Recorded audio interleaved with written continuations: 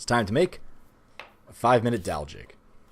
Start with a piece of mild steel. I use this scrap, but you can get it at any home center. Use a small drill bit to get started. Don't forget to clamp your piece down and add any protection for your bench that you might need.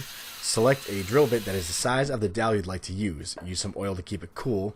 Apply light pressure while drilling, and let the tool do the work. Now that you're all the way through, tap free any shavings, wipe down your bench, and it's time to make the stock for your dowel. Basically, you want to cut your stock as square as you can, just larger than the size of the dowel that you want to cut. Clamp your piece of steel to the edge of your bench so it sticks off just a little bit. Chuck your stock into your drill. If you need to taper the end with a knife or chisel, you can do that first. Carefully position it into the open hole and start drilling.